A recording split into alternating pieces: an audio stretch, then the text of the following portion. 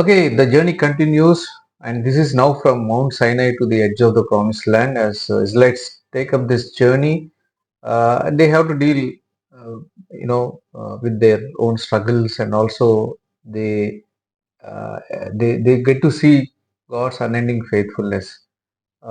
Because numbering was done, it was taken as numbers in the beginning of the book, and in the midpoint also that numbering happens, taking census.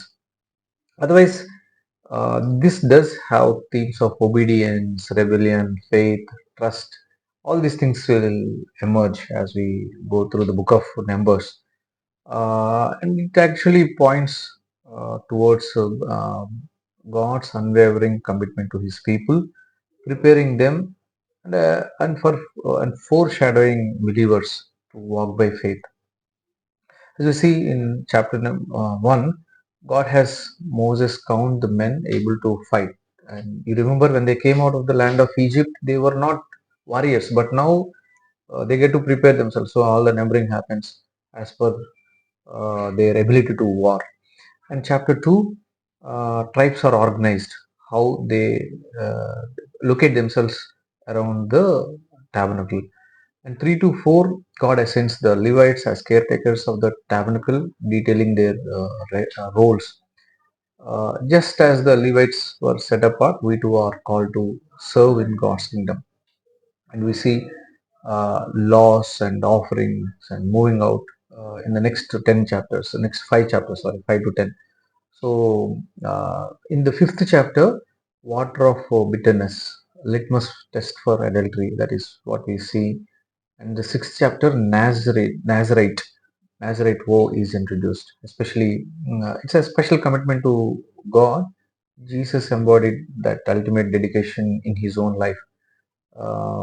We do see that. We know Samson, Samuel, John the Baptist, they were Nazarites.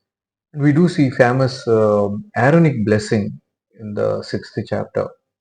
And in seventh chapter, leaders bring offerings for the tabernacle. That is one good thing. All offerings start with the leaders. And then in eighth chapter, we do see seven lamps were set, and Levites are officially set apart. And ninth chapter is like the Israelites celebrate Passover before leaving Mount Sinai, remembering how God saved them. And the 10th chapter starts with silver trumpets, even for war or setting out the camp, settling. All these things are communicated through these loudspeakers, silver trumpets. And God leads Israel forward with the cloud and fire, showing them when to go and when to stay. And the 11th chapter talks about the people who complain about the food and they are missing cucumber, leeks, garlic, onion, whatever favorite food in Egypt. And God sends quail to eat, but also sends a punishment for their grumbling. And the 12th chapter talks about Miriam and Aaron, own siblings speak against Moses, but God defends his servant, even punishing Miriam with leprosy for a time. 13:14 talks about Caleb and Joshua, uniqueness of this spice. When counterculture, other 10 people are telling something, they believe God can help them conquer it. Uh, the people's fear results in 40 years of wandering, a cautionary tale about the importance of faith over fear. Now, 15 to 19, these five chapters talk about additional laws and responsibilities. Various laws are given, reminding the people to stay faithful. And 16 talks about Korah and others who rebelled against Moses, challenging Moses' authority or leadership. God takes serious action, showing the need to honor godly leadership.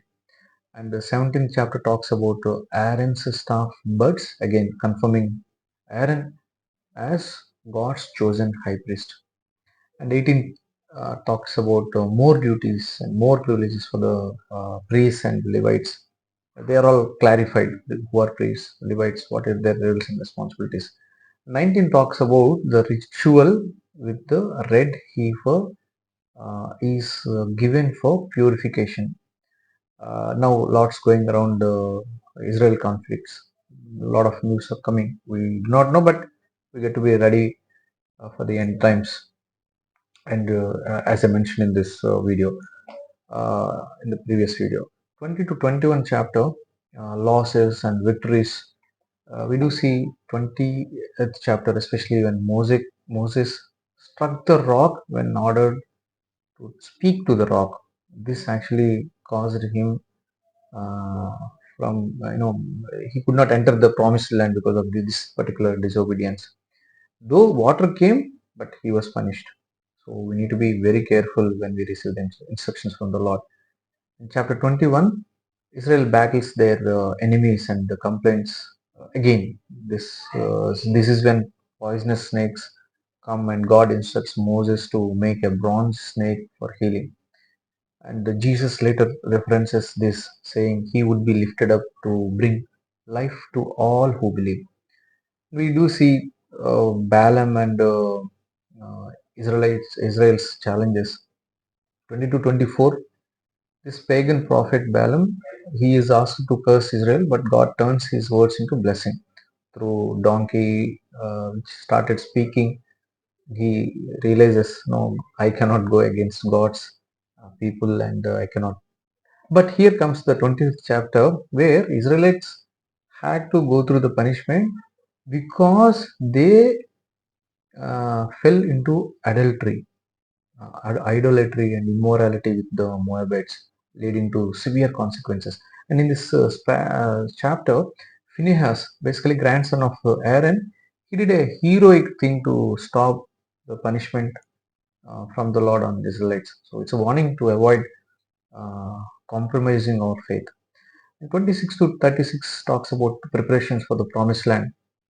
26th chapter, a new census is taken, preparing a new generation to enter the land.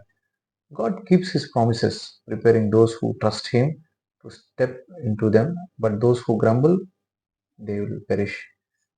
And the 27th chapter, Joshua is chosen as Moses' successor, symbolizing God's continued plan. Joshua's leadership foreshadows Jesus. We know that, who will ultimately lead us into God's eternal promises. Now, 28 and 29 instructions for sacrifices and holy festivals are reiterated, emphasizing consistency in worship. And 30th chapter talks about laws on vows, remind the people of the importance of keeping their promises. 31 chapter talks about Israel defeating Midianites, and 32, some tribes request land east of the Jordan river, agreeing to fight with Israel to secure that land. And 33 is the chapter where Moses sits there and talk and recollects all that has happened. Israel's journey is summarized, listing each place they camped. So for us, even if you miss following it in the Bible, if you read this 33 chapter, you get one glimpse of what are all the places they camped and they set out again. And 34 talks about God outlining the boundaries of the promised land, uh, specific plans for Israelites, including the borders. 35 talks about the cities for Levites and cities of refuge. And this is what now important concept. Cities of refuge are established, providing safe haven for accidental wrongdoers. Unintentionally, if somebody kills another person, they can be taking refuge in these places. And now we talk about 36th chapter. Inheritance laws are clarified to protect family property, especially when only daughters are there, no sons. Uh, then how to go about it in order to maintain that inheritance. So overall, Numbers is a continuation of this journey, starting from Mount Sinai to the edge of the Promised Land, and how these details help us to understand the struggles Israelites went through, and at the same time, God's unconditional love towards them and His faithfulness towards His children. It's phenomenal. Please give a detailed reading, and you will enjoy reading this book. God bless.